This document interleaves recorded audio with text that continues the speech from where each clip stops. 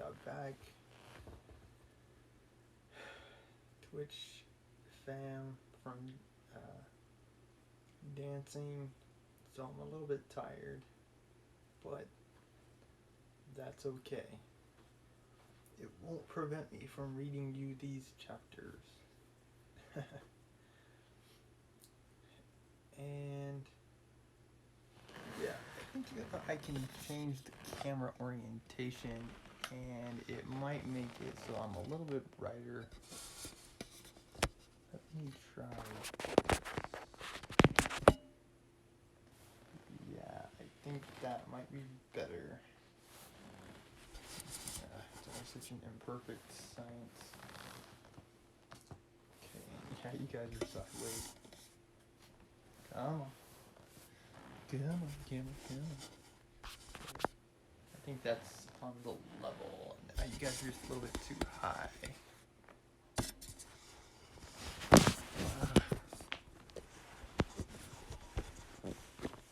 Okay, let's try this now.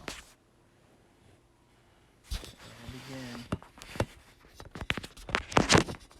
it's leaning back. Yeah, this is gonna give me a hard time. I might just have to move it back down.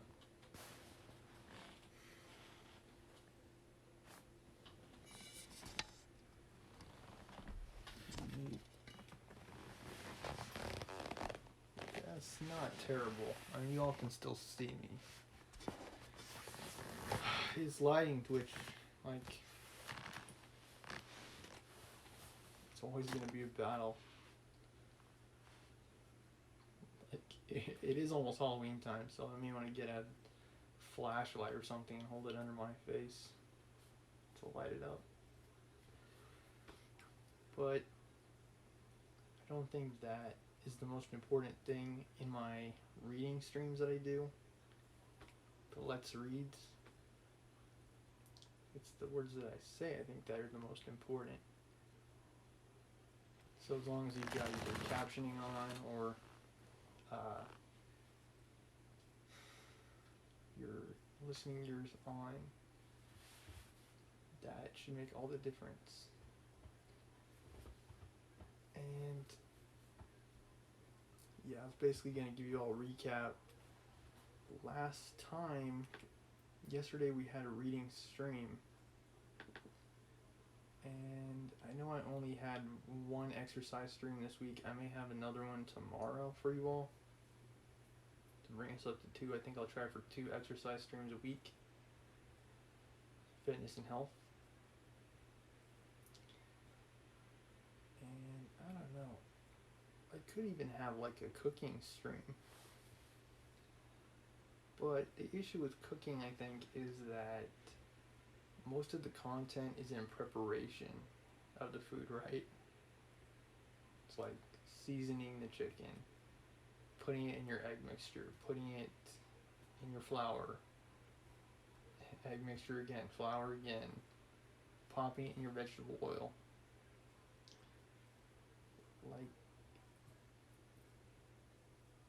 most of the stream's focus, if I do have a cooking stream, is going to be on that preparation. And ever since I moved, I don't have the same flexibility with cooking. I think I could still cook the same way I used to. I could show you guys like how to do spaghetti and stuff like that.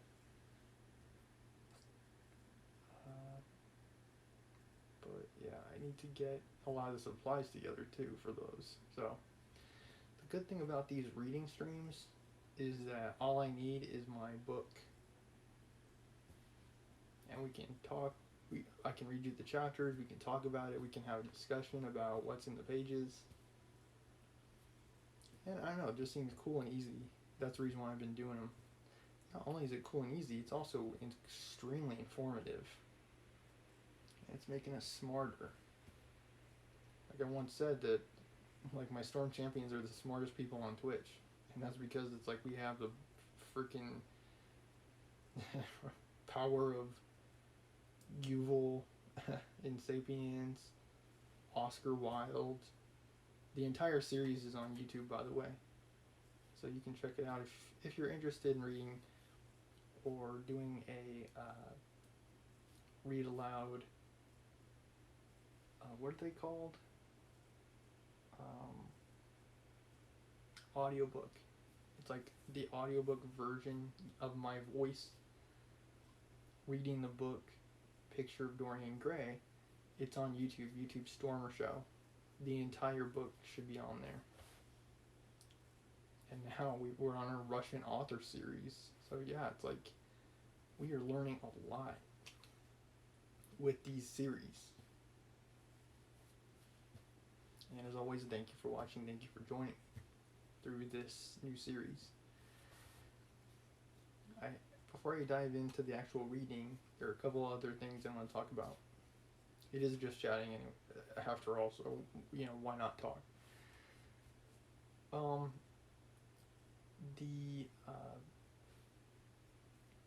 There are a couple of new games that I have that could take the place of Nickelodeon All-Star Brawl, because while I did have fun with Nickelodeon All-Star Brawl, I think that we've pretty much seen everything that there is to see in the game. So until they have a big DLC, it's unlikely they'll continue with the 6th episode. If I hear from a lot of you all asking for more Nickelodeon All-Star gameplay, either on here or in the comments of my YouTube channel, then I'll consider expanding the series. But I think 5 episodes is good on that. The games that I have now, I have a bunch of them that I haven't yet tried, and it could be cool for me to try them on stream with you all. And so you guys can chat with me while I'm playing the game and kind of see how I play through. The games that I just got are Fallout 76 and Phoenix Wright, Ace Attorney. And both of those could be good stream options, stream-friendly options. Fallout 76 I got because when I was reading through the review, it said that it played kind of like an MMO. I have been a fan of WoW in the past. I really did like World of Warcraft. I don't think I've played really any other MMOs. I did, of course, play through Dark Souls, which has online features and capability. But I haven't really... I don't think I've tried many other MMOs. Like, I haven't tried New World. I haven't tried, like, EverQuest. I haven't tried Final Fantasy 14 or EVE Online. So Fallout 76 could be a good Fallout-themed exploration for us on this channel. It's not exactly Halloween-themed. I may want to try getting some more Halloween-themed games and themes on the stream. But I'll have to look into those different options. I wouldn't want to play something like Five Nights at Freddy's because I just don't like jump scares at all, but like something kind of like Layers of Fear or Resident Evil I could try. Layers of Fear I've already beaten, so I would think I would want to try something else, like maybe Dark Pictures Anthology I could try. But anyway, Fallout 76 could be a good one because I've also played through Fallout 3, Fallout 4, and Fallout New Vegas. And if they're anything like that, I'll have a lot of fun playing it. So, yeah, I'm kind of looking forward to trying it, Fallout 76. I've always loved the armor, I've always loved the vaults and their stories. Like, I always enjoyed hearing about how the vault dwellers met their end through their logs. And sometimes it was just so dang fascinating learning about the social experiments that were done in the vaults. cool stuff. Like, and some of it is, I think, commentary on, like, human nature from the perspective of the developers. Yeah, like social experimentation kind of stuff, psychology. It's really cool stuff. Phoenix Wright would be cool because, hey, I've heard it's great, and they let me have fun with the notion of being a lawyer. It is a potential life path for me. I'm just not sure I want to go down it yet. It's one of those things I need to consider, basically. Contemplate. Okay, we are in War and Peace chapter 11 now. I think, like I said, I did chapter 10 yesterday, and for whatever reason that stream didn't save. So I'm hoping this one will. So that way we don't have like gaps in the series that I will eventually upload to YouTube. And for you following at home, you won't be like, so what happened in the last chapter again? I'll try to fill in the blanks as much as I can with explanations, particularly from the things I remember and can understand well enough to describe. But, yeah, it is what it is. Okay, so chapter 11. Let's see, in chapter 10, we were talking a little bit with a diplomat. The diplomat's name, let's see if I can find it. I can't remember. Bilbin. Yeah, there's a diplomat, his name is Bilbin, and he's talking to Prince Andrew about the outcome of the battle. The battle in question was the battle at Derenstein.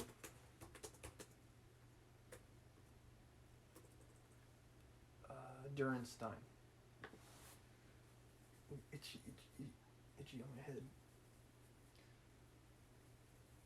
Yeah, the Battle of Derenstein. In the battle, Johann Schmidt meets his end. And because of that, Bilbin is criticizing Prince Andrew, saying, well, it wasn't a decisive victory because we lost one of our best generals. An Austrian general named Schmidt.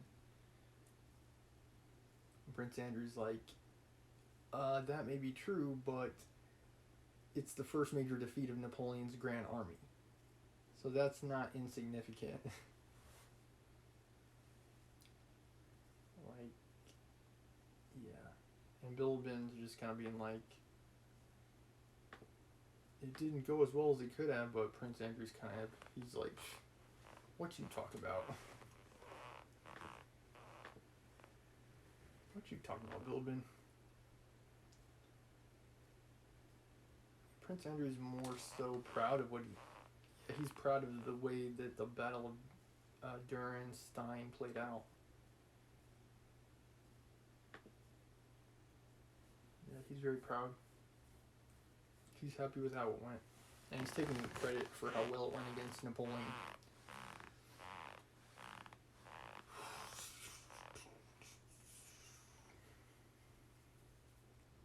Towards the end of the last chapter, he is reliving, and I'm paraphrasing and recapping right now. Prince Andrew is reliving the battle. Yeah, kind of like the way that veterans sometimes do, where they have like flashbacks. Yeah, he's having it about the Battle of Derenstein. Let me see if I have a picture I can show you. Yeah, they've got quite a few paintings about Derenstein.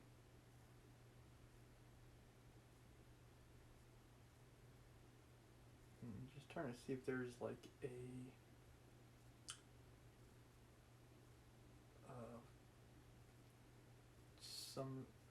like a summary type.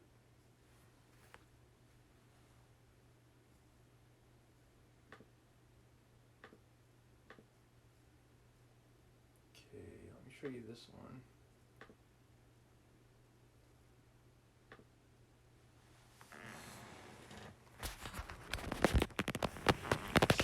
Hold on, flip. Come on. There you go.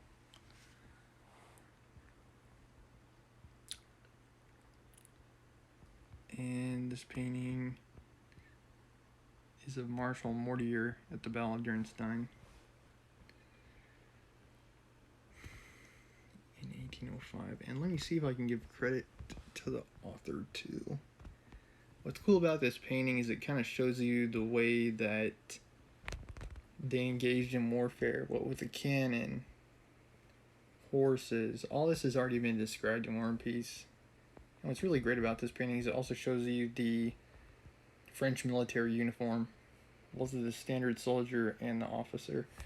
Now, Marshal Mortier was not actually captured. Yeah, you can see some of the carnage of the battle. But he wasn't actually captured.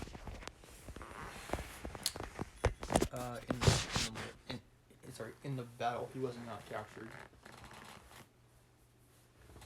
And they're kind of lamenting that on the Russian-Austrian side.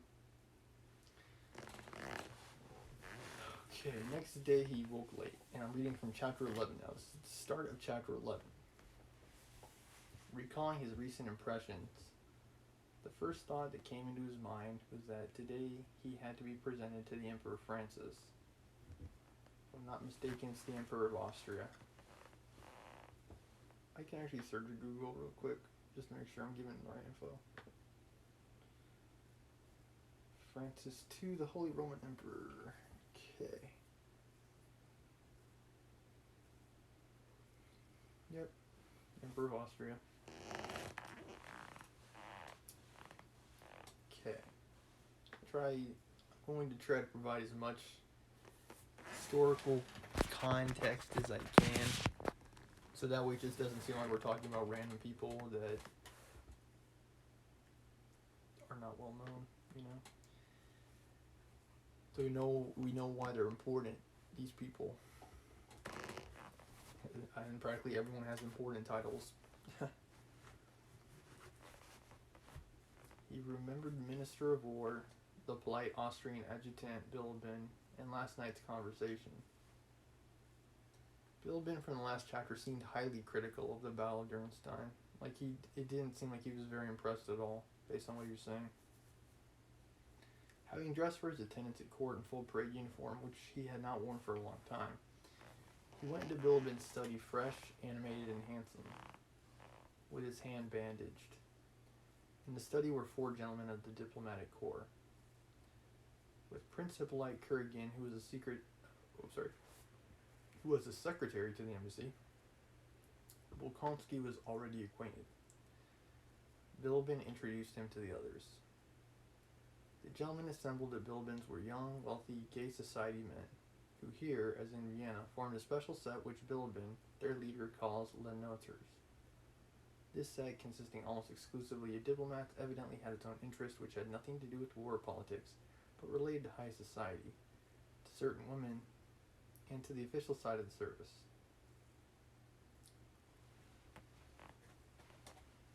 They're like a type of elite.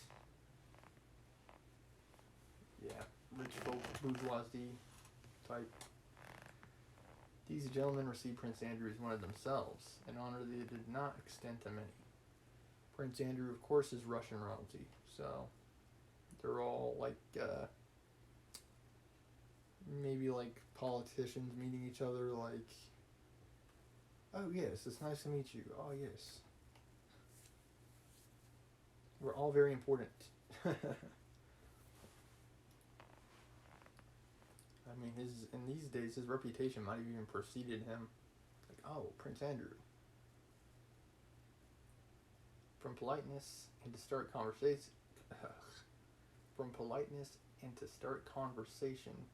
they asked him a few questions about the army and the battle, and then the talk went off into merry jests and gossip.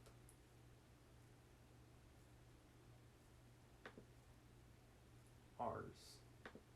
Let's see, That's what less in orders means, ours. But the best of it was, said one telling of the misfortune of a fellow diplomat, that the Chancellor told him flatly that his appointment to London was a promotion, and that he was so to regard it. Can you fancy the figure he cut? But the worst of it, gentlemen, I'm giving Kurgan away to you, is that the man suffers, and this Don Juan, wicked fellow, is taking advantage of it. Prince Hippolyte was lolling in a lounge chair with his legs over its arms. He began to laugh. Tell me about that, he said. Oh, you Don Juan, you serpent, cried several voices. I always thought this was interesting too, because it's like,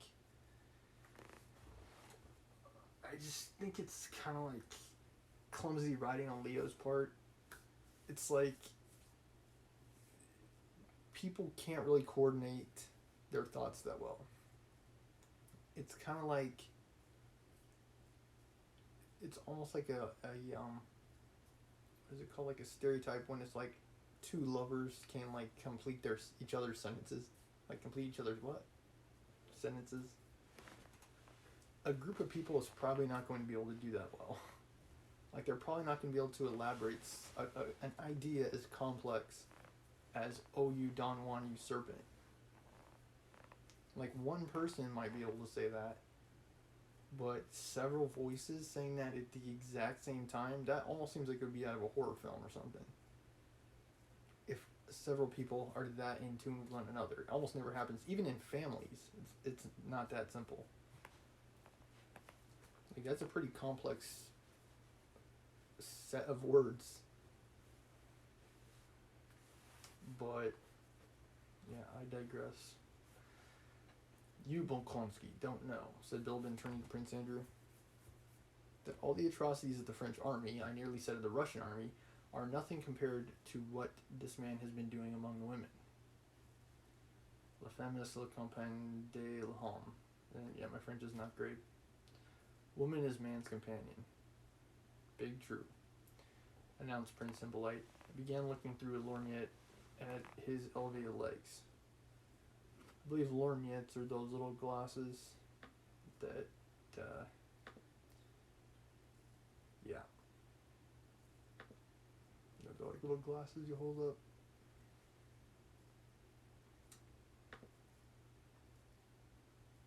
Bilbin and the rest of ours burst out laughing in Hippolyte's face. And Prince Andrew saw that Hippolyte, of whom he had to admit he had almost been jealous on his wife's account, was the butt of this set. Oh, I must give you a treat, Bilbin whispered to Bolkonsky.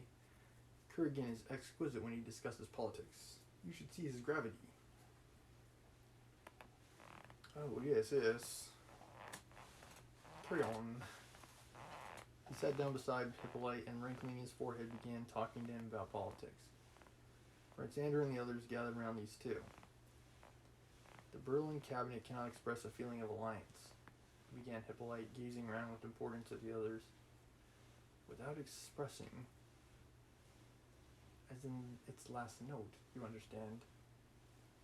Besides, unless His Majesty the Emperor derogates from the principle of our alliance. Derogate, I think, is taken from the word derivative. Is that right? Derogate, disparage someone or something, or detract from, without an object.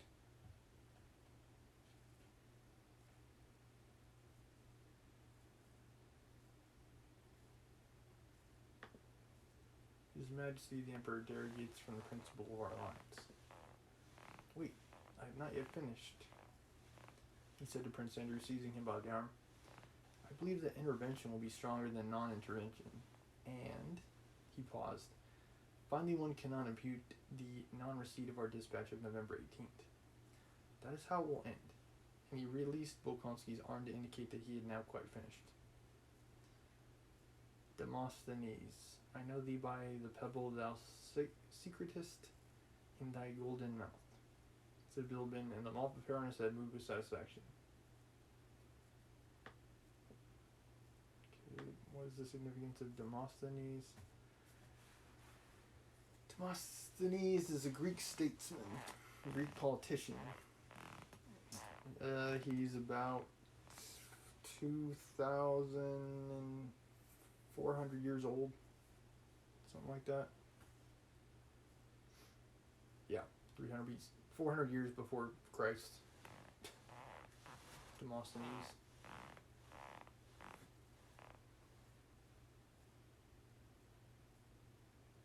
Fascinating. Okay. Might be good for me to show you guys.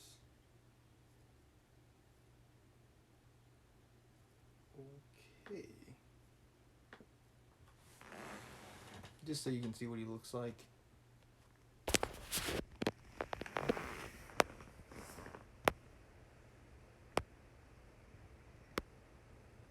Yeah, that's Demosthenes.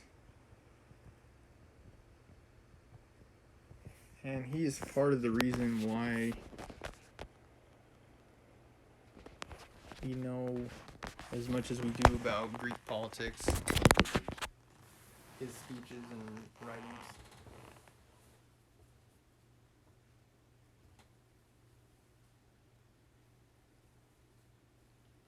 Okay. Small opportunities are often the beginning of great enterprises, is a quote by him.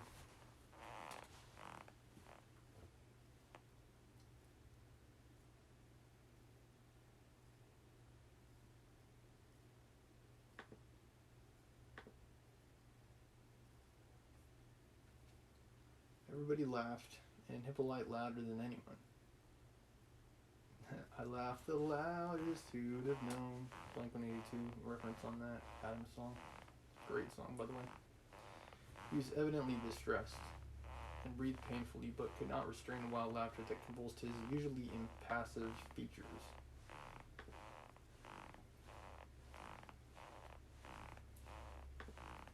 Well now, gentlemen, said Bildman, Bolkonsky is my guest in this house and in Brunn itself. I want to entertain him as far as I can, with all the pleasures of life here. I think Leo does this a lot too, where he has these like long-winded side conversations off the battlefield, and they get a little bit tedious sometimes. It's like the missing wallet of Dostoevsky, I think. Not Dostoevsky, I'm getting my names mixed up. The guy who can't pronounce his R's. Can't remember his name right now. Yeah, can't remember his name. It's fine, I'll come up again, I'm sure. Leo also has a lot of characters, and that's part of the reason why it's hard to remember their names.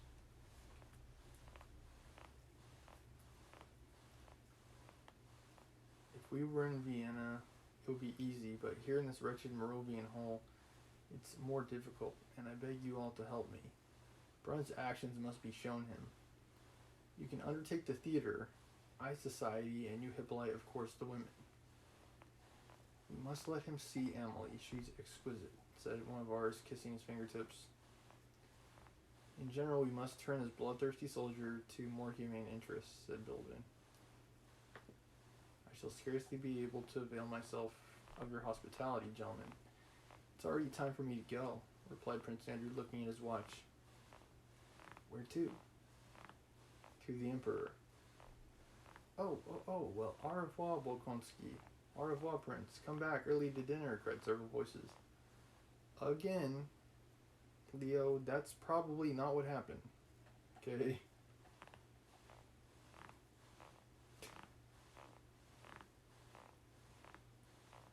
Like, is everyone going to be saying come back for dinner at the exact same time? Probably not. They might be saying au revoir at the same time, but that's it. People cannot coordinate what they're saying that well. Humans are not a hive mind.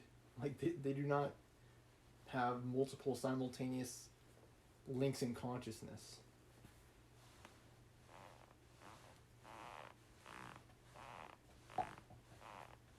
Twitch chat may seem like that sometimes, but yeah, that's not how it works in reality.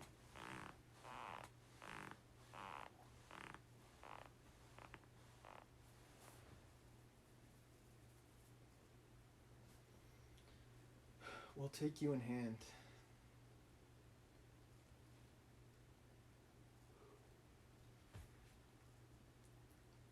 When speaking to the emperor, try as far as you can to praise the way that provisions are supplied and the routes indicated, said Bilibin, accompanying him to the hall.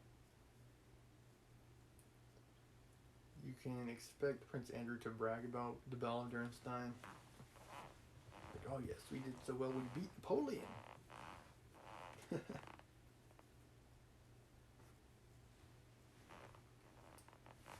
Emperor...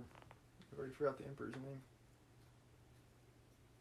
Something else that Leo does is not refer to people by their names.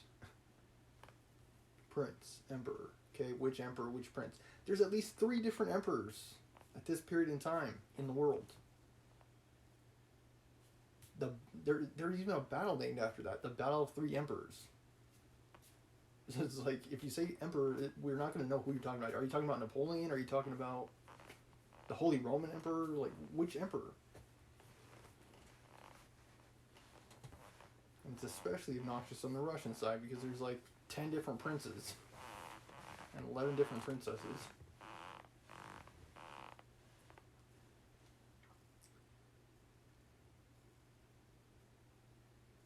Okay, I should like to speak well of them, but as far as I know the facts, I can't, replied Bolkonsky, smiling.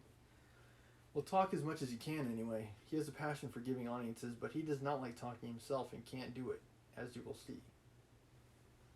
I'm a little bit like that way too, sometimes, where it's like, if I'm in a party or social event, and there's someone else that's extremely extroverted and extremely talkative, I'll just let them take the floor. Because it's like, I can't yammer on like that. Might seem like it on this screen, but in certain types of social situations, I'm not the person who's gonna be like Chatty Cathy. I'm another way. And it looks like the Emperor of Austria is too. Emperor Francis, that's his name. Yep. Let's look that up real quick. Battle of 3 Emperors.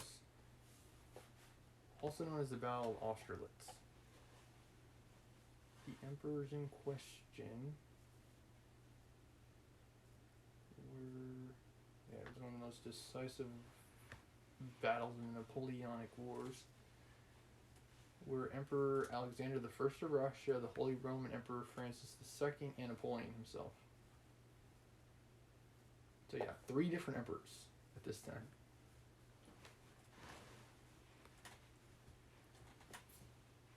And I have a feeling that that's coming up. That battle, the Battle of Austerlitz, happened on the 2nd of December, 1805. Now let's compare that with the Battle of Derenstein. Just to see how it happens chronologically. Oh, dang it. Come on.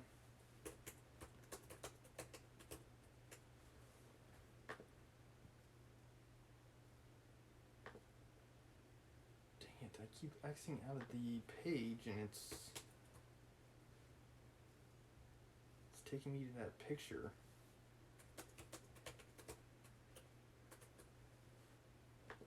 Battle of Derenstein, take me to the page. Aha. Happened on the 11th of November, 1805. About a month prior. So, that tells me that the Battle of Austerlitz has not yet occurred in the events in War and Peace. Yeah. So, we'll probably be reading about that in an upcoming chapter. Spoilers if you choose to Google Battle of Austerlitz on your own. That will tell you how something that has not yet occurred is going to happen in the novel.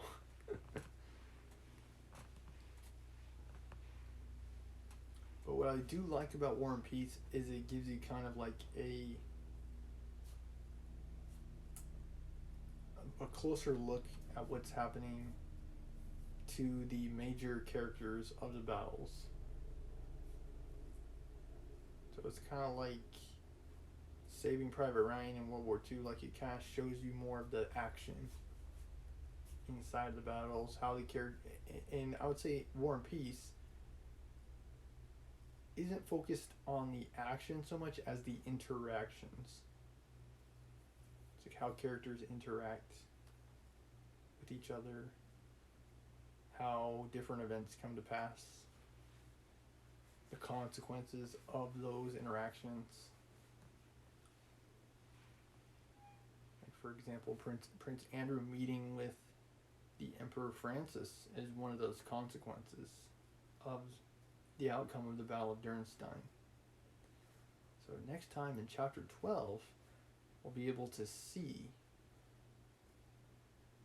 kind of how that meeting plays out. Okay, so that was War and Peace for today. I really do like it when the chapters are shorter because those long chapters, Leo and Fyodor, can be a little bit challenging to get through on stream, just saying. Okay, Crime and Punishment, and coincidentally we were 12% of the way through both books. How about that, folks? How about that? We're in chapter 6, by the way. I thought we were in chapter 5, but no, we are in chapter 6. So we'll have to change that around on the description. Okay.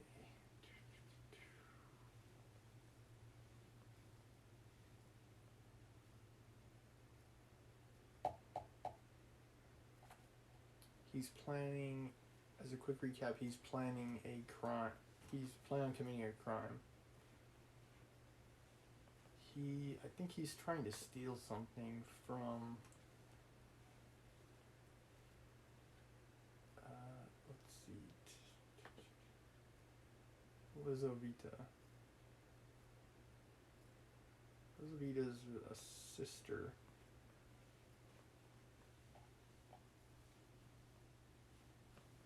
She's the sister of the person that she's trying to steal from.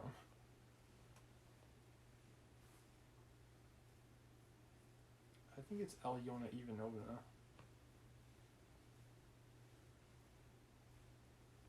Yeah, I think so.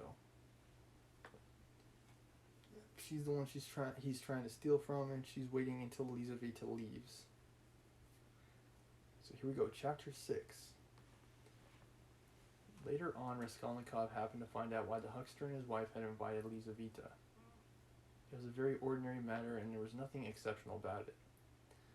The family who had come to the town had been reduced to poverty, were selling their household goods and clothes, all women's things. As the things would have fetched little in the market, they were looking for a dealer. This was Lizaveta's business. She undertook such jobs and was frequently employed, as she was very honest and always fixed a fair price and stuck to it.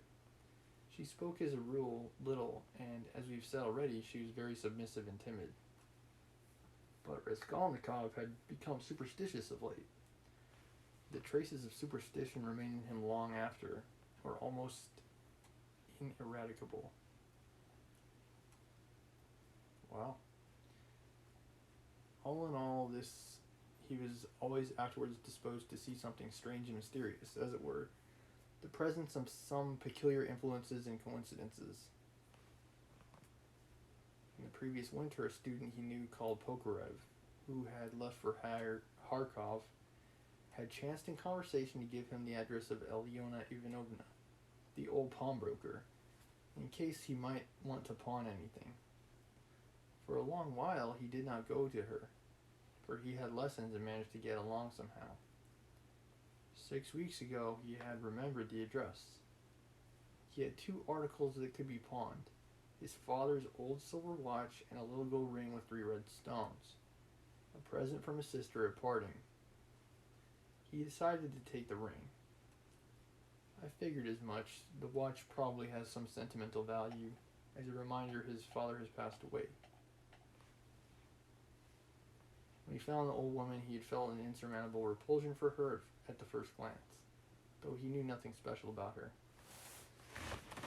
I think Alyona Ivanovna is the one that he was trying to wheel and deal with earlier on in the novel, if I remember correctly.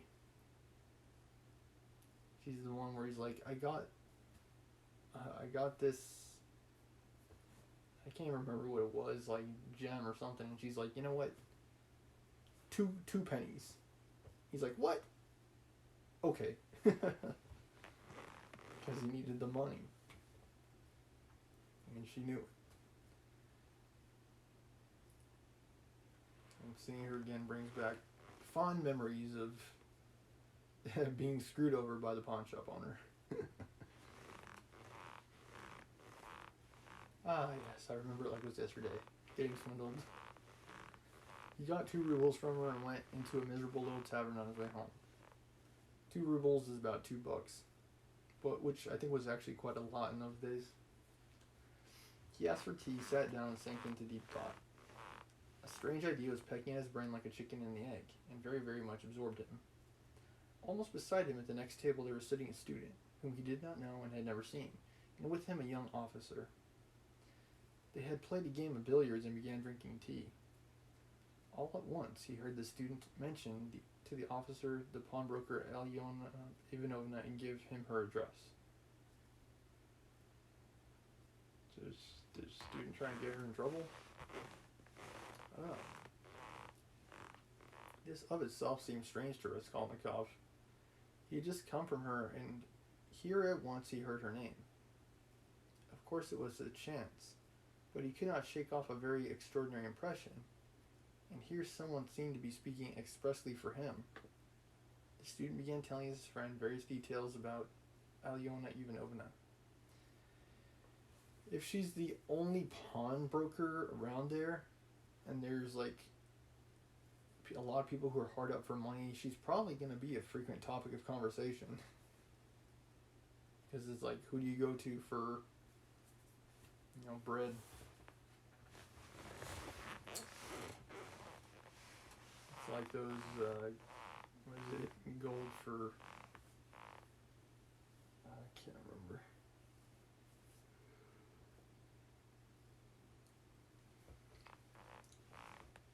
Yeah, probably better that way. Some things it's best to forget. She is first rate, he said. You can always get money from her. She's as rich as a Jew. She can give you 5,000 rubles at a time, and she's not above taking a pledge for a ruble. Lots of our fellows have dealings with her, but she is an awful old harpy.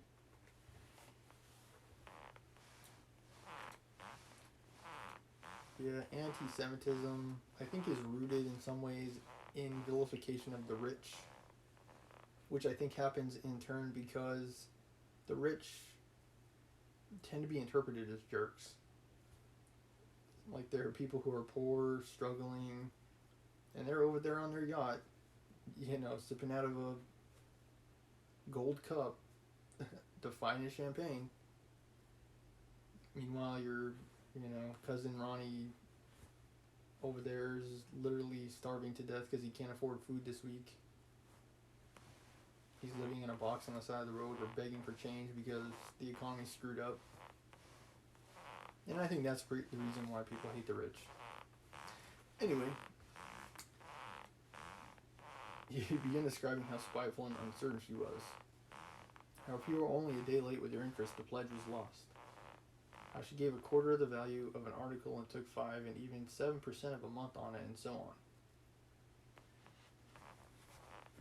And I've remarked already about how a lot of pawn shop owners are this way. Like, if you look on Pawn Stars too, they're like that too, where it's like they're always under like trying to buy your stuff for the least amount, and then whenever they do a loan, they always try to maximize their money because it's a business, so they're going to do whatever they can to maximize their money, including what Alyona Ivanovna is doing here.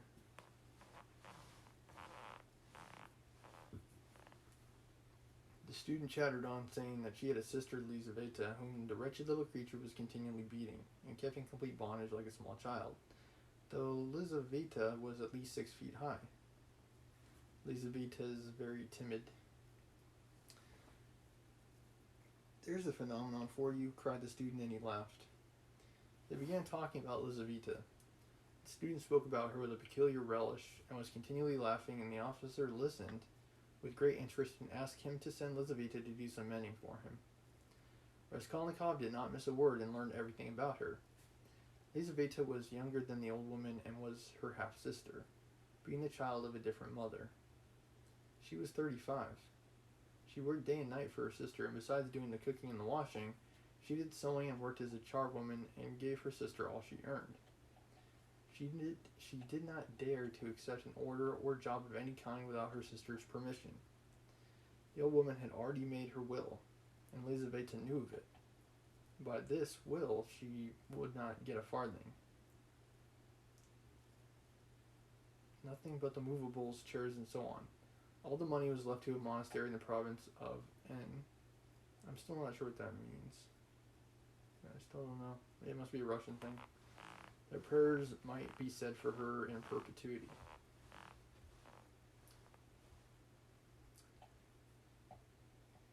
Yeah, something about like money in churches just was always wrong to me. Like those, they used to call them indulgences, I think.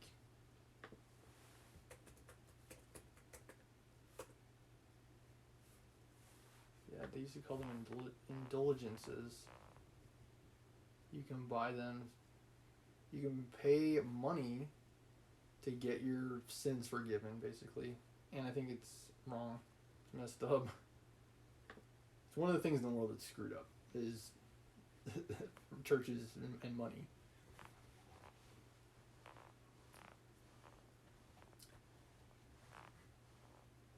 I guess churches are like anywhere else. They have operating expenses, but I don't know.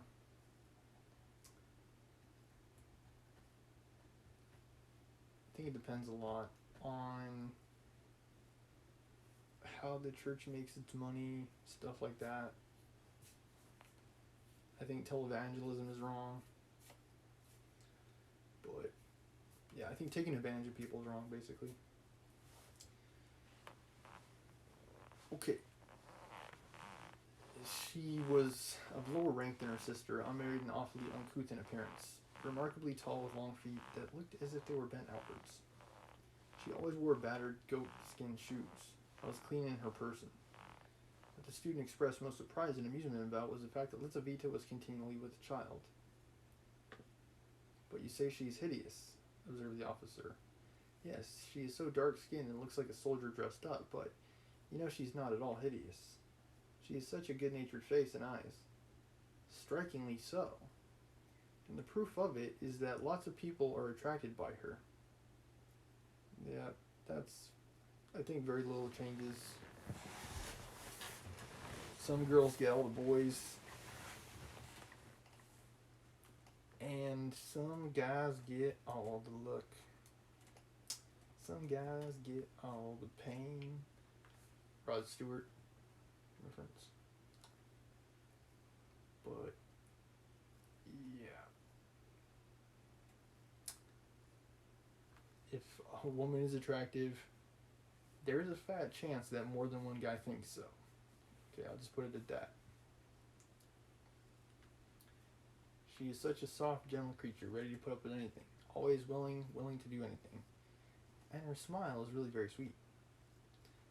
"You seem to find her attractive yourself," laughed the officer. "From her queerness. No, I'll tell you what. I could kill that damned old woman and make off with her money, I assure you, without the faintest conscience prick," the student added with warmth.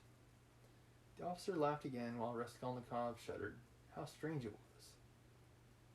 And like he's talking with this officer about murdering this woman for her money, and the officer's just like, ha ha ha. How funny. He's like, that would be good. "Listen, I want to ask you a serious question," the student said hotly. "I was joking, of course, but look here. On one side we have a stupid, senseless, worthless, spiteful, ailing, horrible woman. Not simply useless, but doing actual mischief. Like, Like, she's not just worthless, she's also wicked and corrupt. And engaging in mischief. And acts of inexplicable evil. Or, evil without words. Like, you can't even describe the things that she does. Who has not an idea what she's living for herself. And who will die in a day or two in any case. You understand? You understand? Yes, yes, I understand, answered the officer, watching his excited companion attentively. He's like, dang, you must really hate this woman. Yes, yes, I understand. Well, listen then. On the other side, fresh young lives thrown away for want of help, and by thousands, on every side. 100,000 good deeds could be done and helped, on that old woman's money, which will be buried in a monastery. Hundreds, thousands perhaps, might be set on the right path. Dozens of families saved from destitution, from ruin, from vice, from the locked hospitals, and all with her money. Kill her, take her money, and with the help of it, devote oneself to the service of humanity and the good of all. What do you think? Would not one tiny crime be wiped out by thousands of good deeds? He's like thinking like Robin Hood. For one life, thousands will be saved from corruption and decay. It's like Jeff Bezos or whoever. It's like, let's kill him and take all his money and help everybody. Woo! That would be the modern equivalent of what this student is saying in Crime and Punishment. One death and 100 lives in exchange. It's simple arithmetic. You're not wrong. You're not wrong about that. Besides, what value has the life of that sickly, stupid, ill-natured old woman in the balance of existence? No more than the life of a louse, of a black beetle. Less, in fact, because the old woman's doing harm. She's wearing out the lives of others. The other day she bit Elizaveta's finger out of spite. It almost had to be amputated. But sadly, it's what I would call the wrong thing to do. I mean, it's one of those, like, yeah, it would be totally awesome if we could knock off John D. Rockefeller and use all of his millions, all of his vast wealth to benefit the whole of humanity, but yeah, I don't know. Sometimes the law is there for a reason. Because what kind of a precedent would that set? Huh? I don't know. It's always been my hope that people like John D. Rockefeller and Jeff Bezos and Bill Gates and Elon Musk and all those rich folk would one day just wake up and be like, you know what? Today, we're going to help somebody. Yeah. We're going to do what Jimmy Dart does on TikTok. And give to the less fortunate. They'll just do it like of their own volition.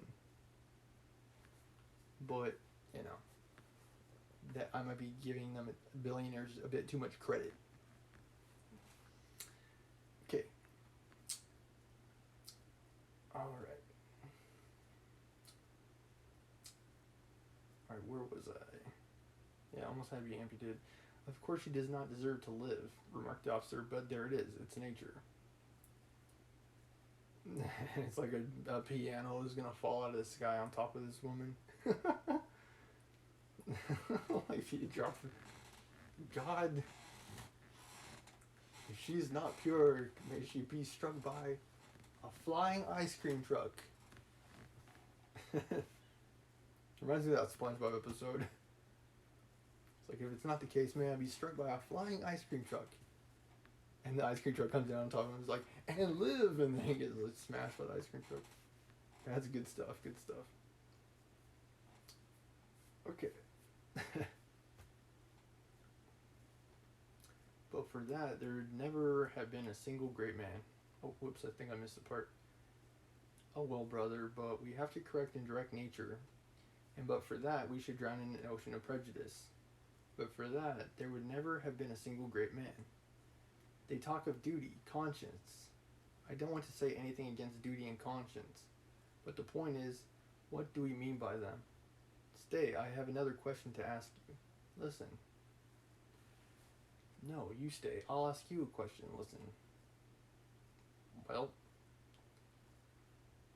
And yeah. It's like, give, and on this note I should say, it's like, there is a saying, and it is true. Give a man a fish, feed him for a day. Teach a man to fish, you feed him for a lifetime. Some of that money might be better spent improving systems. Things in society that make it possible for people to be addicted to drugs and be repeatedly thrown in jail, repeatedly homeless, or, get down to the cause of mental health issues, is what I'm saying.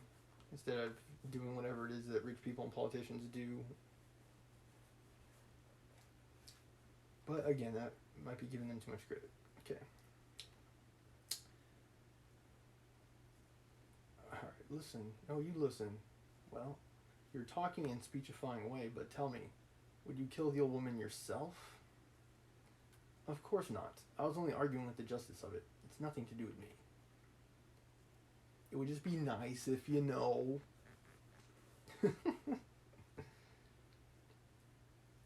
He's like, I'm no murderer, but wouldn't it be nice? But I think if you would not do it yourself, there's no justice about it. Let us have another game.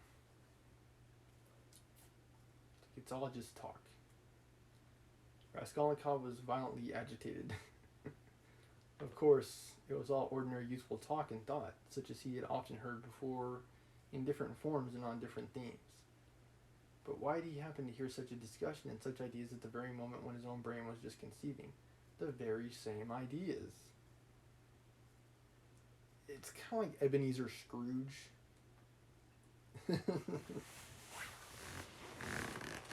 like one person is mean and greedy to a lot of people, and then everyone else doesn't have a high opinion of them. It's the same deal. She's like the Ebenezer Scrooge of Crime and Punishment. Actually, that's a good question. Which was written first? Christmas Carol or Crime and Punishment? Probably Crime and Punishment, I would guess. Yeah. Christmas Carol. Okay. Christmas Carol was written by Charles Dickens and was originally published in the year 1843. Crime and Punishment, I think, was written some 40 years before, about.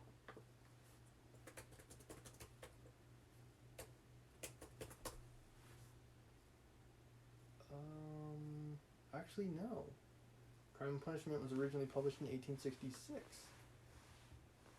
So Ebenezer Scrooge was created before this novel was. Wow. I didn't know that. See, every day you learn something new. Yeah, Ebenezer Scrooge was made before all this. Okay. Maybe he was the inspiration for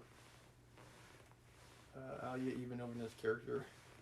Or maybe there was an Alia Ivanovna in real life. We do have billionaires in real life. You know. Barring conspiracy theories. Okay.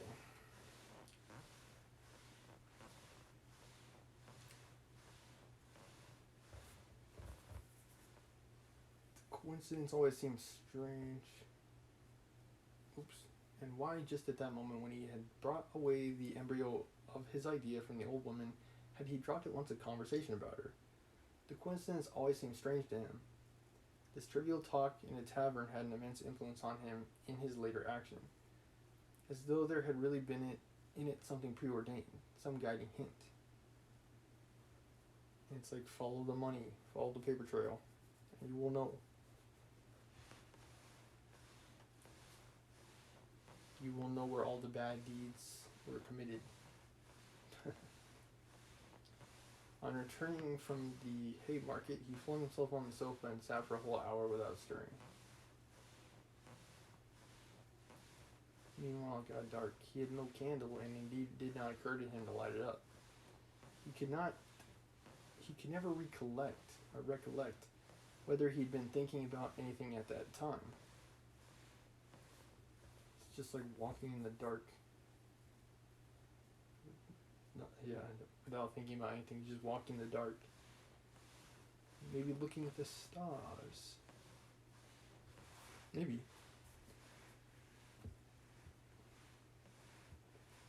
At last he was conscious of his former fever and shivering, and he realized with relief that he could lie down on the sofa. Soon heavy leaden sleep came over him, as it were crushing him.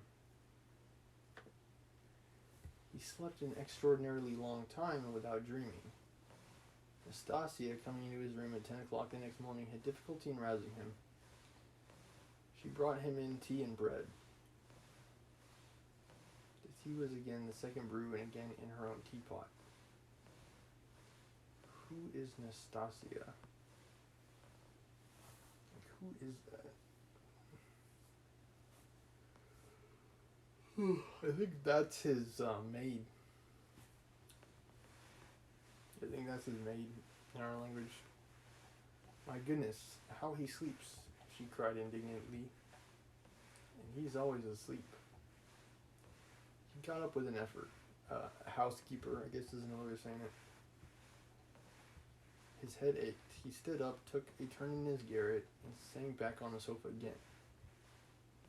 Garrets are like little attics. So he's sleeping in like a corner room, like a very small room. He made no reply. Do you want some tea? Afterwards, he said with an effort, closing his eyes again and turning to the wall. Nastasia stood over him. Perhaps he really is ill, she said, turned and went out. She came in again at 2 o'clock with soup. He was lying just as before. The tea stood untouched. Nastasia felt positively offended and began wrathfully rousing him. Didn't she ever hear "let sleeping dogs lie"? Although if he's still asleep at 2 in the afternoon, like, yeah. I had to make sure he's still breathing. Why are you lying like a log? She shouted, looking at him with repulsion. He got up and sat down again, but said nothing and stared at the floor. Are you ill or not? Asked Nastasia, and again received no answer. You better go out and get a breath of air, she said after a pause. Will you eat it or not? Afterwards, he said weakly. You can go. And he motioned her out. She remained a little longer, looked at him with compassion, and went out. Yeah, I mean, he seems sick.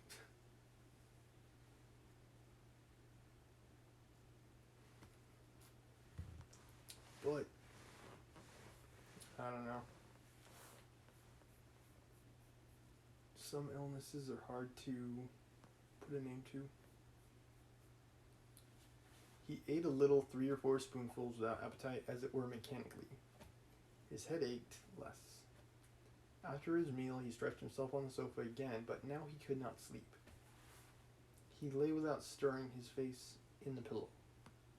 He was haunted by daydreams, and such strange daydreams in one that kept recurring.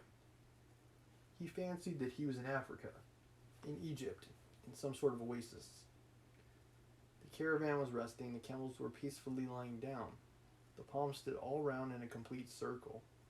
All the party were at dinner. But he was drinking water from a spring which flowed gurgling close by. Okay, quick aside. As we recall, Raskolnikov sometimes dreams, and he had a dream, or maybe it was him, I can't remember, either it was a dream or it was a memory of something he experienced in the past. There was a horse when he was a boy that he saw a bunch of drunk Russians kill and like beat to death. I think that was in the last chapter randomly, and it's like, okay, this might explain why Raskolnikov is the way that he is. Like, his dad was there too, and his dad's like, no, boy. Because Raskolnikov wanted to, like, attack the people who beat this horse to death. And his dad was like, no, son. Okay. But now he's having another one of his dreams again. But this time he's in Egypt. So, yeah. Hopefully it's not the traumatic childhood experience kind. And it was so cool. It was wonderful, wonderful. Blue cold water running among the party-colored stones, and over the clean sand which glistened here and there like gold. Suddenly he heard a clock strike. Party-colored... Let me see if I can Google it. Party is P-A-R-T-I, by the way. Not party like a party, but... it's a type of architecture.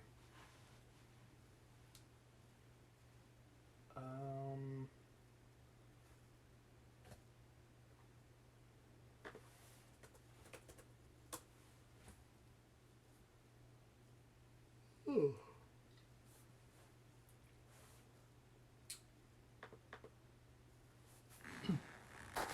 It's like a diamond, kind of.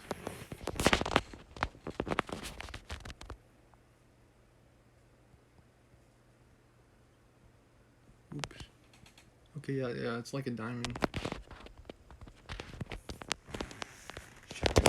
Diamonds. And that's a Rihanna reference, by the way. It is fun to sing, though. Shine bright like a diamond. But these diamonds are in his dream. Okay.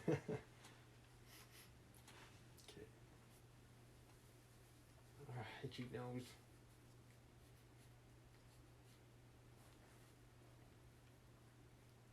Yeah, and the sand that glistened like gold. Dang. He suddenly heard a clock strike. He started, roused himself, raised his head, looked out the window, and seeing how late it was, suddenly jumped up wide awake as though someone had pulled him off the sofa. This whole scene kind of reminds me of that movie Aladdin. Like, this whole scene in the book kind of reminds me of Aladdin with, like, the, he's like a street rat. I don't buy that. And then he finds this cave of wonders that has all the gold inside. That's kind of like Raskolnikov here. Like, he's a poor guy, his clothes are falling apart. He has to keep selling all of his valuables, all of his family heirlooms to this greedy pawn store owner to stay afloat. And he has this dream about, like, all his gold. He crept on tiptoe to the door, stealthily opened it, and began listening on the staircase. His heart beat terribly, but all was quiet on the stairs as if everyone was asleep. It seemed to him strange and monstrous that he could have slept in such forgetfulness from the previous day, and had done nothing, had prepared nothing yet. And meanwhile, perhaps it had struck 6. Dang, he was like so tired that he slept through an entire day. I don't think that I've ever been quite that tired. I have had really weird, like, wake and sleep cycles where it's like I was awake for an extremely long time, but I don't think I've ever, like, I used to work night stock crew even, and I would always take like these 1 or 2 hour naps before my shifts, and I would like work literally all night long, and I would like get I'll like clock out at like 6 a.m. 6 and 7 a.m. and then I would just come back home and like go to sleep, take a quick nap, Or if I had school, I would like take a 1 hour, 2 hour nap and get ready for school. It was horrible. But anyway, yeah, I was gonna say I don't think I've ever slept through an entire day. I don't think that's ever happened. I think the most I've slept is maybe 12 hours at a time. Maybe.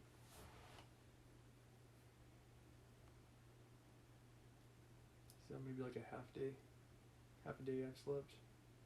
All at once. And I do consume a lot of caffeine now through some of the drinks that I drink. I don't really drink coffee anymore, but I think that helps me stay awake. It might have less of an effect than it once it did, but I still drink like caffeine through the drinks that I have, like teas and stuff.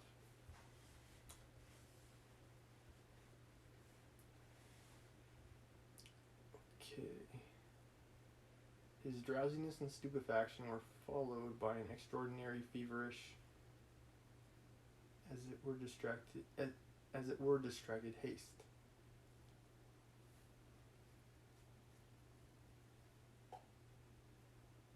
Yeah, no, this sentence doesn't make sense to me. I think it means extraordinary fever.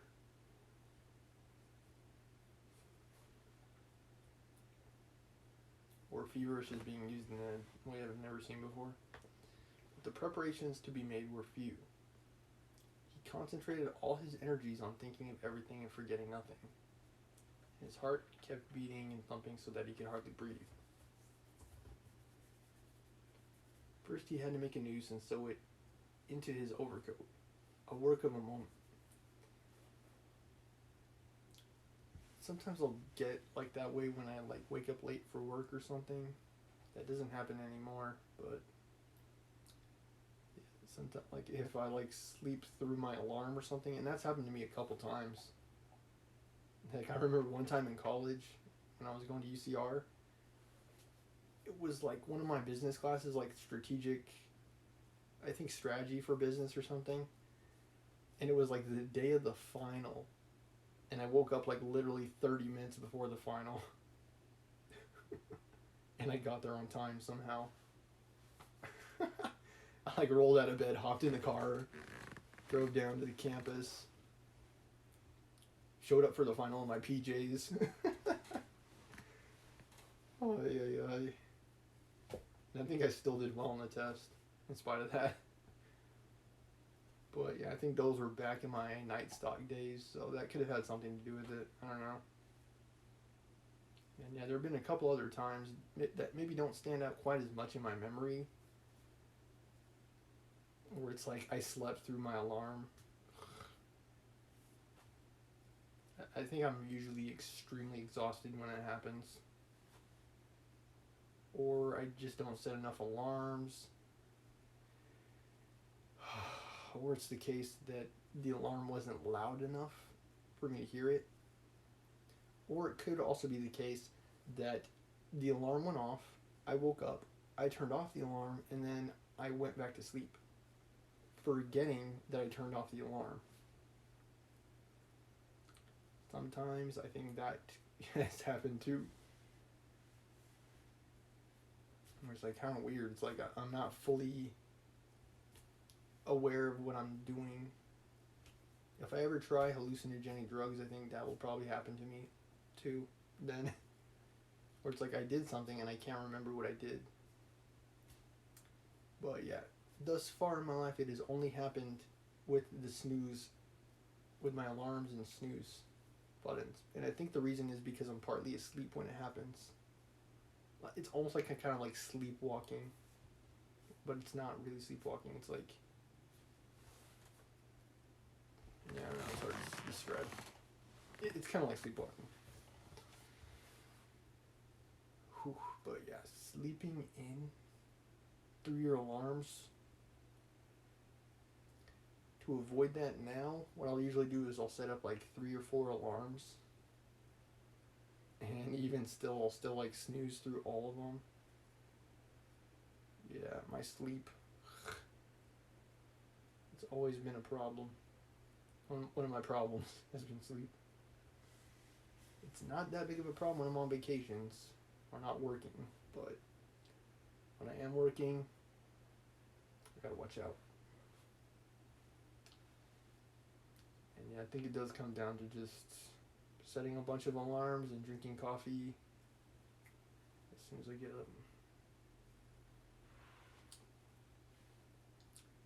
Okay, but all that's over now. Okay. Nowadays I can wake up at 4 I can wake up at noon and it's all the same. Okay.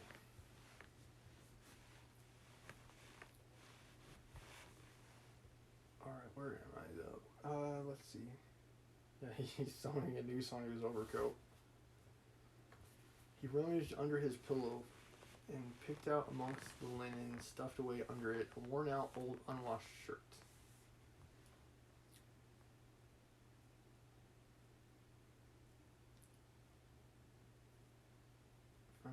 He keeps his shirt under his pillow? What? Yeah, he keeps his shirt in his pillow. I don't know. From its rags, he tore a long strip, a couple of inches wide and about 16 inches long. He folded the strip in two, took off his wide, strong summer overcoat of some stout cotton material, his only outer garment, and began sewing the two ends of the rag on the inside and under the left armhole. His hands shook as he sewed, but he did it successfully so that nothing showed outside when he put the coat on again. The needle and thread he had already got ready long before, and they lay on his table on a piece of paper.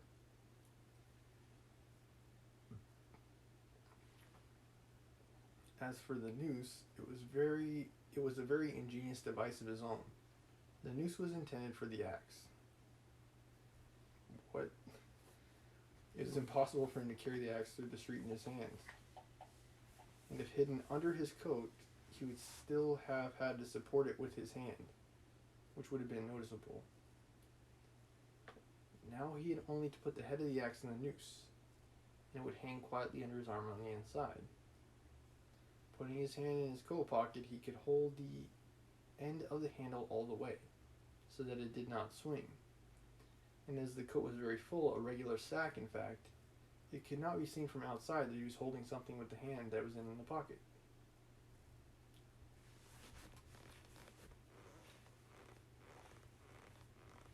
This noose, too, he had designed a fortnight before. Fortnight is, I believe, 2 weeks, if I'm not mistaken. He's like concealing an axe. And they did have firearms in those days, by the way. Someone remarked at some point, it's like, what if they had those back in those days in the 1700s? And it was like a video about like pistols or something. And I'm like, technically they did. They had flintlocks. They had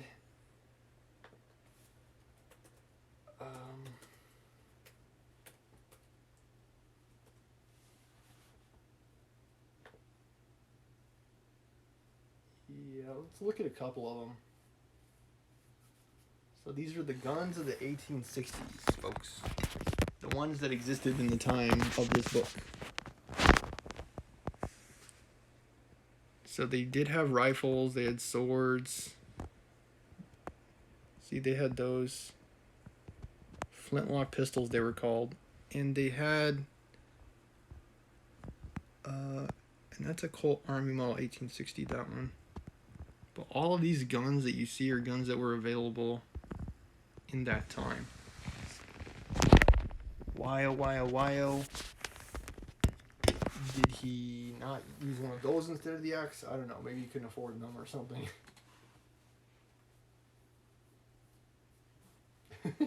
He's like, I'm just going to use this axe. Put it in my jacket. Okay, dude, okay.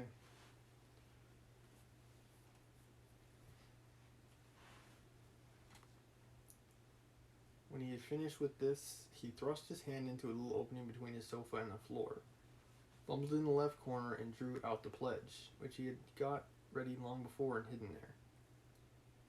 The pledge was, however, only a smoothly planed piece of wood the size and thickness of a silver cigarette case. He picked up this piece of wood in one of his wanderings in a courtyard where there was some sort of workshop. Afterwards, he had added to the wood a thin, smooth piece of iron, which he had also picked up at the same time in the street. Putting the iron, which was a little... This sentence is not grammatically correct.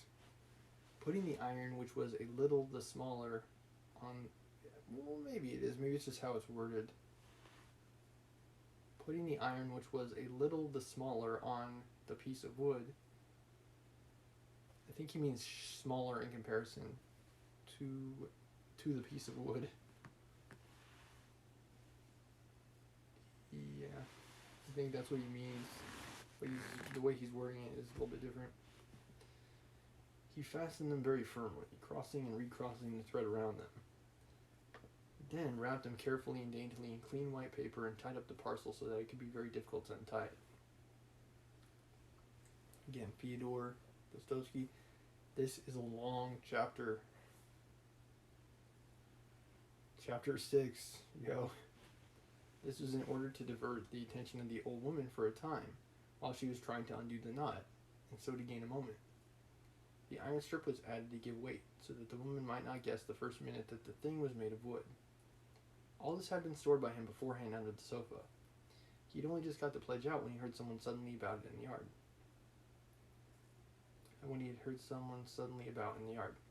It struck 6 long ago. Long ago, my God.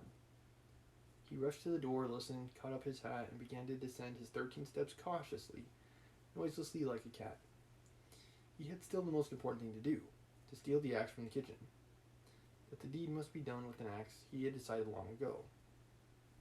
He had also a pocket pruning knife, and he could not rely on the knife and still less on his own strength, and so resolved finally on the axe. We may know in passing one peculiarity in regard to all the final resolutions taken by him in the matter. They had one strange characteristic. The more final they were, the more hideous and the more absurd they at once became in his eyes. In spite of all his agonizing inward struggle, he never for a single instant, all that time, could believe in the carrying out of his plans. He's like, man, this is some really messed up stuff. This is some really messed up stuff I'm about to do. But it's for money. It's for money, so it's okay. And indeed, if it had ever happened that everything to the least point could have been considered and finally settled, and no uncertainty of any kind had remained, he would, it seems, have renounced it all as something absurd, monstrous, and impossible. But a whole mass of unsettled points and uncertainties remained. As for getting the axe, that trifling business cost him no anxiety, for nothing could be easier. Nastasia was continually out of the house, especially in the evenings. She would run into the neighbors or to a shop, and always left the door ajar. It was about the one thing the landlady was always scolding her about. And so when the time came, he would only have to go quietly into the kitchen and to take the axe. And an hour later, when everything was over, go in and put it back again. But these were doubtful points. Supposing he returned an hour later to put it back, and Nastasia had come back and was on the spot. He would of course have to go by and wait till she went out again. But supposing she were in the meantime to miss the axe, look for it, make an outcry, that would mean suspicion, or at least grounds for suspicion. But those were all trifles which he had not even begun to consider, and indeed he had no time. He was thinking of the chief point, and put off trifling details until he could believe in it all. But that seemed utterly unattainable. So it seemed to himself at least. He could not imagine, for instance, that he could sometime leave off thinking, get up and simply go there. Even his late experiment, in other words, his visit with the object of a final survey of the place, was simply an attempt at an experiment, far from being the real thing, as though one should say, come, let us go and try it. Why dream about it? And at once he had broken down and had run away cursing in a frenzy with himself. Meanwhile, it would seem, as regards the moral question, that his analysis was complete. His casuistry had become keen as a razor. Casuistry. Casuistry is the use of clever but unsound reasoning, especially in relation to moral questions. Sophistry, aka the resolution of moral problems by the application of theoretical rules to particular instances. It's like flawed reasoning. Flawed reasoning in one sense, but yeah, application of theories in another one. But hey, there you go, new vocabulary term, casuistry. Casuistry. Casuistry. Let me make sure I'm pronouncing it right. Casuistry. Casuistry. Wow.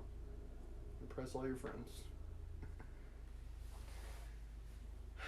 It had become as keen as a razor, and he could not find it. He could not find rational objections in himself. But in the last resort, he simply ceased to believe in himself, and doggedly, slavishly sought arguments in all directions, fumbling for them as though someone who were forcing and drawing him to it. At first, long before indeed, he had been much occupied with one question: why almost all crimes are so badly concealed and so easily detected, and why almost all criminals leave such obvious traces. He had come gradually to many different and curious conclusions, and in his opinion, the chief reason lay not so much in the material impossibility of concealing the crime, as in the criminal himself. I am to believe that if criminals have time to hide the crime, they will. They'll try to, get rid of the fingerprints, get rid of the, whatever, hairs, blood stains. If they don't have time, then you have a crime scene with good, solid, quality physical evidence. That's why reporting crimes is the quickest way to catching the bad guys in a timely manner. Okay. But anyway, he's saying that it is not because it is not possible to conceal the crime, but because of the criminal. Maybe they just want to get caught. Maybe they're like the Unabomber and they're like, nah, boo boo. You can't catch me.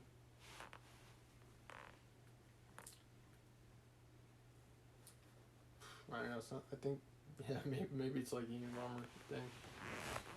He's like, I'm awesome because no one can catch me. Almost every criminal is subject to a failure of will and reasoning powered by a childish and phenomenal heedlessness. I have to slow it down at this part because he's kicking some facts.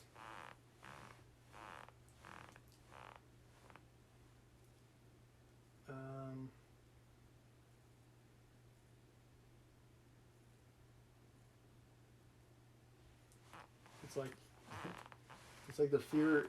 It's in a great complex way. He's like describing what Johnny Depp says in Fear and Loathing. He's like, I knew it was wrong. I did it anyway. Like that's what Fyodor Dostoevsky's saying, based on Hunter S. Thompson's book Fear and Loathing.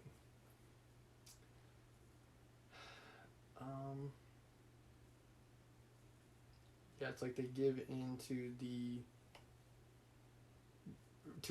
into recklessness.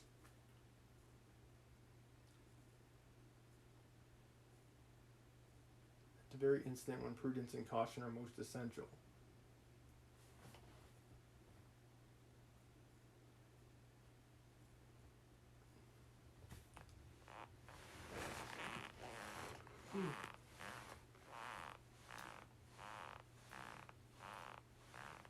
It's like the urge to commit the crime was just too strong. It was his conviction that this eclipse of reason and failure of willpower attacked the man like a disease, developed gradually and reached its highest point just before the perpetration of the crime, continued with equal violence at the moment of the crime and for longer or shorter time after, according to the individual case, and then passed off like any other disease. The question whether the disease gives rise to the crime or whether the crime from its own peculiar nature is always accompanied by something of the nature of the disease. He did not yet feel able to decide. It's like which came first, the chicken or the egg?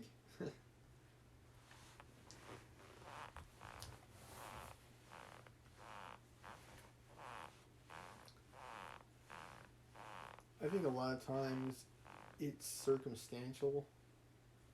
Dude, it's like people commit crimes because of the circumstances they're in. And sometimes because of what Fedor's talking about here, where it's like they, it's like their conscience doesn't prevent them from doing what they do.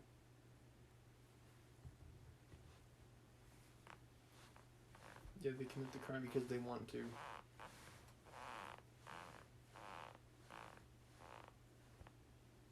Yeah, I'd say those are two different explanations for the phenomenon of crime. Because they need to, because of the situation, or because they want to, as Fedor here writes. I guess it depends on what the crime is too. It's like I think it's definitely more the case in like sexual harassment of like them wanting to do it. Human nature, basically.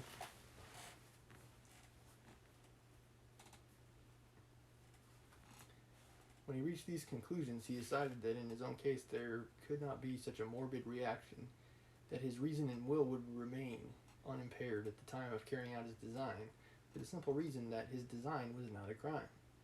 We will omit all the process by means of which he arrived at this last conclusion. We have run too far ahead already.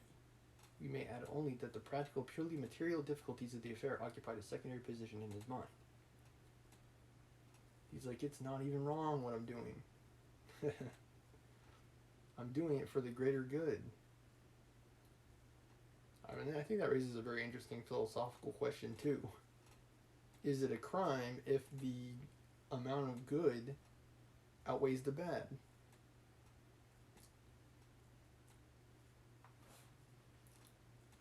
There's definitely some, what are they called, like,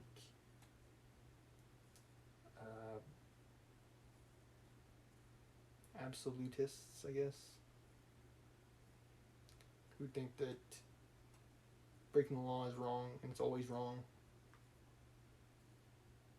But I would add that laws have changed over time.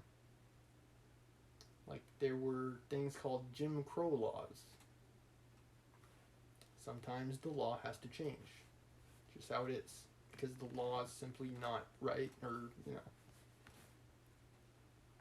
attitudes and beliefs change. People get smarter, or, you know, less unethical. And as a result, the laws change. Some laws change fast, some change slow. Some don't need to change at all. They're good laws. I guess it just depends on what the laws really like. Antitrust laws, I agree with.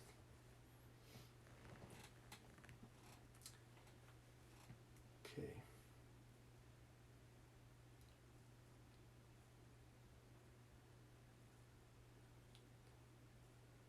Where am I? Yeah, it's not a crime. We omit all the process by means of which he arrived at this last conclusion. We have run too far ahead already. We may add only that the practical, purely material difficulties of the affair occupied a secondary position in his mind. One has but to keep all one's willpower and reason to deal with them, and they will all be overcome at the time when once one has familiarized oneself with the minutest details of the business. But this preparation had never been begun. His final decisions or that he came to trust least. When the hour struck, it all came to pass quite differently, as if it were accidentally and unexpectedly. One trifling circumstance upset his calculations before he'd even left the staircase. When he reached the landlady's kitchen, the door of which was open as usual, he glanced cautiously in to see whether, in Nastasia's absence, the landlady herself was there, or, if not, whether the door to her own room was closed, so that she might not peep out when he went in for the axe. But what was his amazement when he suddenly saw that Nastasia was not only at home in the kitchen, but was occupied there, taking linen out of a basket and hanging it on a line.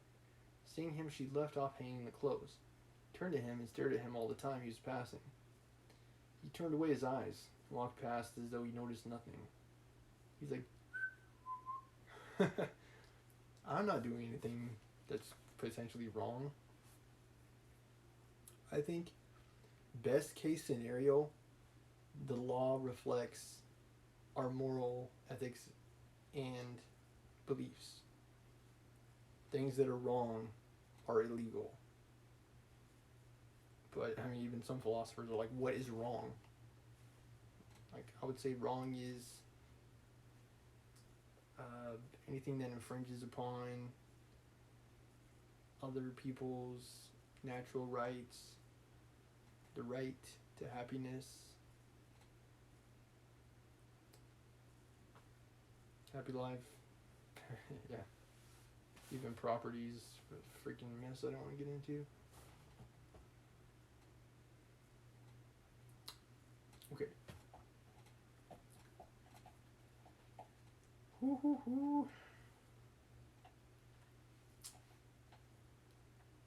Alright, where am I? See, yeah, he's trying to get an axe.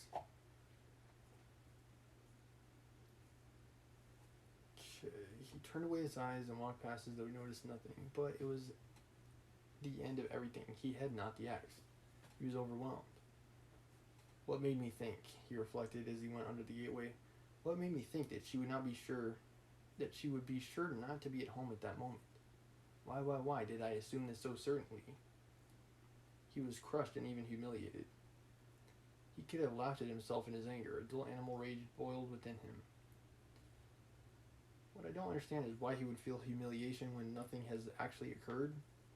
Like, all this is he's just thinking about. I mean, he has, put this, contraption together where he's going to conceal the axe. But he hasn't actually done anything yet, other than make plans to do something bad. Okay. And man, this chapter is long. Okay, we're almost done. It's like 5 more pages. Sheesh. It's like short War and Peace chapter, super duper long Crime and Punishment chapter. Here Fyodor Dostoevsky is commentating on the nature of crime, efficacy of laws, human nature, all weaved into one chapter. It's like, chunk it down, Fyodor. You don't need to tackle all those complex ideas in one chapter, okay? He stood hesitating in the gateway. To go into the street, to go a walk for appearance sake was revolting. To go back into his room, even more revolting. What a chance I have lost forever, he muttered, standing aimlessly in the gateway just opposite the porter's little dark room, which was also open. Dare I say, Raskolnikov, that this missed opportunity is not that much of a tragedy, okay? You're talking about how you missed your big chance to grab an axe to murder somebody. Like what? That's how I feel about talking to certain girls. Like, dang. If only I approached that woman when I was working in that elementary school, how my life would have changed. Like, that's something I regret. Suddenly he started. From the porter's room 2 paces away from him, something shining under the bench to the right caught his eye. He looked about him. Nobody. He approached the room on tiptoe. went down 2 steps into it, and in a faint voice called the porter. Yes, not at home. Somewhere near, though, in the yard, for the door is wide open. He dashed to the axe. It was an axe. Pulled it out from under the bench where it lay between 2 chunks of wood at once. Before going out, he made it fast in the noose. He thrust both hands into his pockets and went out of the room. No one had noticed him. When reason fails, the devil helps, he thought with a strange grin. This chance raised his spirits extraordinarily. A lot of people highlighted that. When reason fails, the devil helps.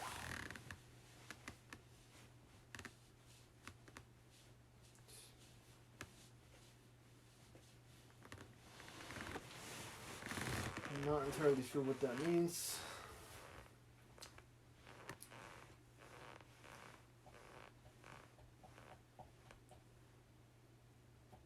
I think sometimes religious people do that. Well, it's like, oh dang, I did something wrong.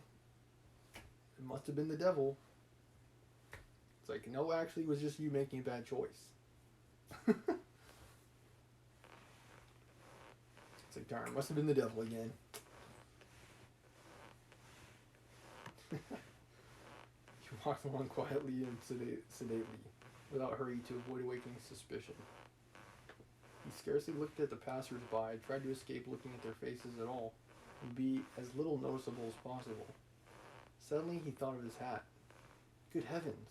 I had the money the day before yesterday and did not get a cap to wear instead. A curse rose from the bottom of his soul. Glancing out the corner of his eye into a shop, he saw by a clock on the wall that it was 10 minutes past 7. He had to make haste and at the same time go to some way round, so as to approach the house from the other side. When he had happened to imagine all this beforehand, he had sometimes thought that he would be very much afraid. But he was not very much afraid now, was not afraid at all indeed. His mind was even occupied by irrelevant matters, but nothing for long. As he passed the Yuspov garden, he was deeply absorbed in considering the building of great fountains, and of their refreshing effect on the atmosphere in all the squares. By degrees, he passed to the conviction that if a summer garden were extended to the field of Mars, and perhaps joined to the garden of the Mikhailovsky Palace, it would be a splendid thing and a great benefit to the town. What?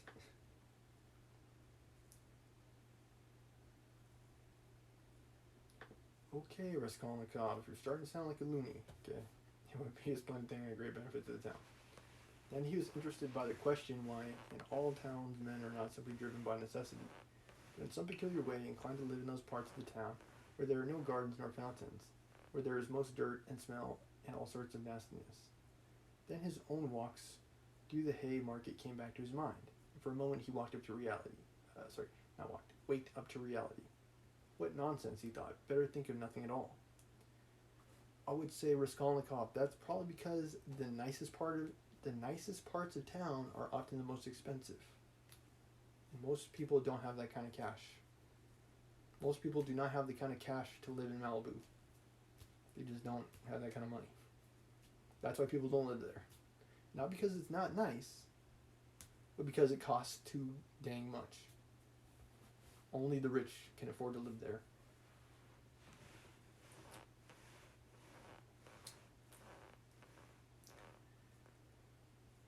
Assuming it's, not public property, most of it is private property. Yeah, most of it is, even the beach, private property. So probably men lead. Where was I? Better think of nothing at all. So probably men led to execution clutch mentally at every object that meets them on the way. Flash through his mind, but simply flash like lightning. He made haste to dismiss this thought. It's like, God, they think of everything they can.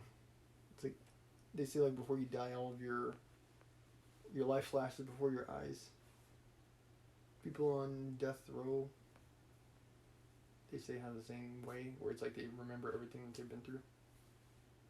As a matter of fact, interestingly enough, Fyodor Dostoevsky was also put under a, fake execution. He thought he was going to die.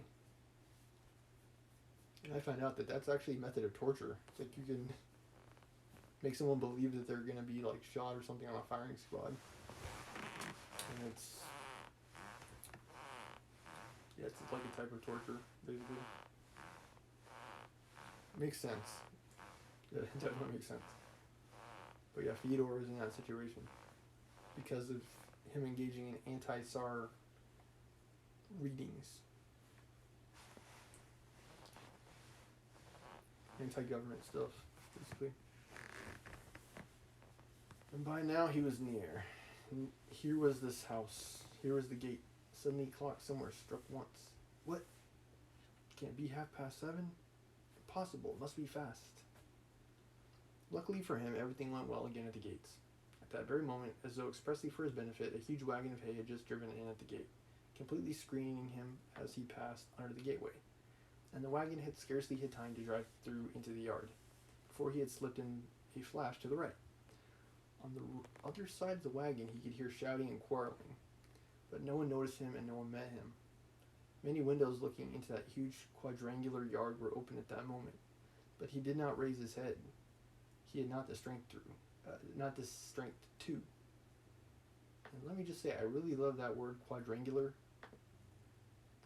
Bit of a shame, really, that I don't use it more. Just hard to. A quadrangle is a four-sided plane figure, particularly squares and rectangles. Makes sense. Quad, meaning four, angle, four angles. But yeah, you never hear that word used, quadrangular.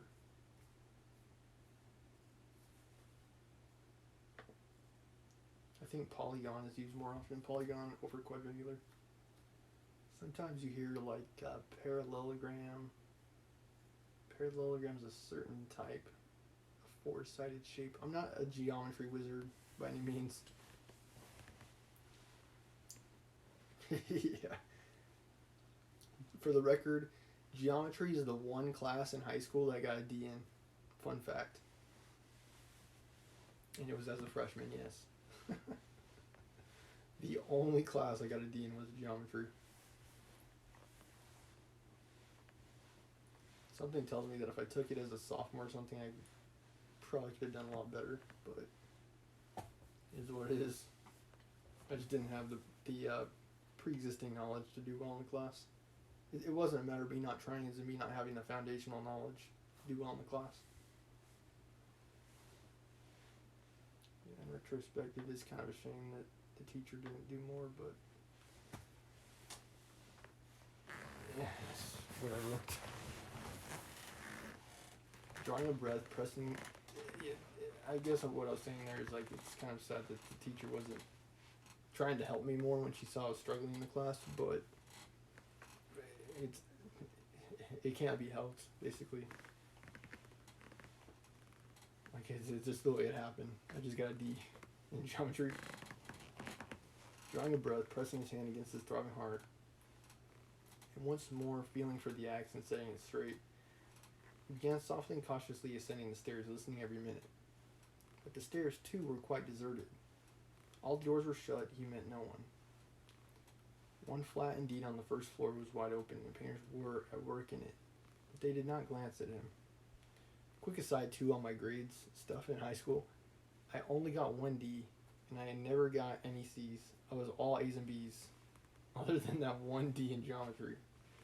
I kid you not. Like, even algebra, calculus, I'm pretty sure I got at least B's in. But yeah, geometry, trig, I think I got, I'm pretty sure I got at least a B in trig. But yeah, geometry, I just, no. But, okay, yeah, the painters did not glance at him. He stood still, thought a minute, and went on. Of course, it would be better if they had not been there, but it's 2 stories above them. And there was the 4th story. Here was the door. Here was the flat opposite, the empty one. The flat underneath the old woman's was apparently empty also. The visiting card nailed on the door had been torn off. They had gone away. He was out of breath. For one instant the thought floated through his mind. Shall I go back? But he made no answer and began listening at the old woman's door. Dead silence. Then he listened again on the staircase, listened long and intently. Then looked about him for the last time, pulled himself together, drew himself up, and once more tried the axe and the noose. Am I very pale? He wondered. Am I not evidently agitated? She's mistrustful. Had I better wait a little longer, till my heart leaves off thumping? But his heart did not leave off. On the contrary, as though to spite him, it throbbed more and more violently. He could stand it no longer. He slowly put out his hand to the bell and rang. Half a minute later, he rang again more loudly. No answer. To go on ringing was useless and out of place. The woman was, of course, at home, but she was suspicious and alone. He had some knowledge of her habits, and once more put his ear to the door. Either his senses were peculiarly keen, which it is difficult to suppose, or the sound was really very distinct. Anyway, he suddenly heard something like the cautious touch of a hand on the lock and the rustle of a skirt at the very door. Someone was standing stealthily close to the lock, and just as he was doing on the outside, was secretly listening within. Seemed to have her ear to the door. He moved a little on purpose and muttered something aloud that he might not have the appearance of hiding. Then rang a third time, but quietly, soberly, and without impatience, recalling it afterwards. That moment stood out in his mind vividly, distinctly forever. He could not make out how he had such cunning, for his mind was, as it were, clouded at moments, and he was almost unconscious of his body. An instant later, he heard the latch unfastened. It looks like he's prepping to murder Alia Ivanovich. Because she's cheated him. She's cheated him. He needs money.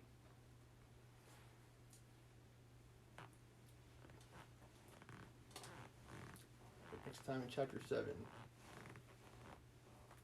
I think we will see the crime come to pass in chapter 7. All the prep has been already done. In chapter 6,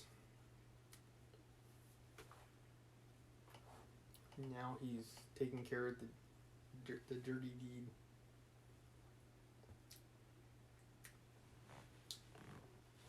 Okay, but it hasn't happened yet.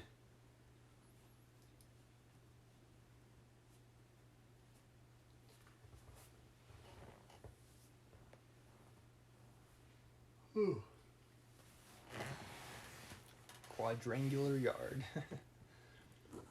Alright, thank you all for watching. Hope you have a nice night. Stormer Show, signing off.